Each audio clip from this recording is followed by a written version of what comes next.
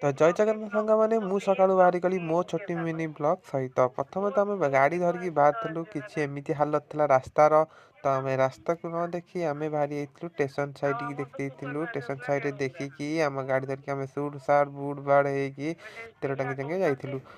ତେଲ ଟାଙ୍ଗି ଯିବାକୁ ହେଇଥିଲା ଏଭଳିଆ ଜାମ୍, ତ ଜାମ୍କୁ ତ ଦେଖି ଆମ ଗାଡ଼ିକି ଦେଖୁଥିଲୁ। ତ ଗାଡ଼ିଟା ଥିଲା ଲୁକ୍ କେତେ ଏମିତିଆ। ଭାଇ ଆମର ବୁଲେଟ୍ ଧରିକି ଅପେକ୍ଷା କରିଥିଲା, ଆମେ ତାଙ୍କ ପଛରେ ହିଁ ଥିଲୁ। ତ କେତେ ସମୟ ଅପେକ୍ଷା କଲା ପରେ ଆମ ବାଳି ଆଇଥିଲା। ତ ଆମ ବାଳି ଆସିବା ପାଇଁ ଭାଇ ଅପେକ୍ଷା କରି ତେଲ ଦେଲା ପରେ ଭାଇ ଆମର ପମ୍ପ ଚେକ୍ କଲେ।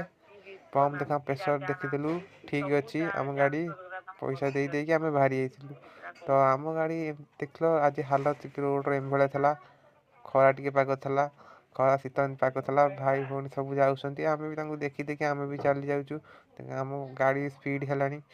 ସ୍ପିଡ଼ ଦେଖିଲେ ଏଠିକି ଆସିଲା ପରେ ଦେଖିବାକୁ ମିଳିଲା ବଡ଼ ଗାଡ଼ି ଯାଉଛି, ଛୋଟ ଗାଡ଼ି ଯାଉଛି, ତାଙ୍କ ପଛରେ ଆମେ ଯାଉଛୁ ଲାଗି ରହିଛୁ। କିନ୍ତୁ ଯିବା ଲେଟ୍ ହେଲାଣି ନା, ଏଠି ଟ୍ରାଫିକ୍ ଜାମ୍ ଥିଲା, ଟିକେ ଅପେକ୍ଷା କଲୁ।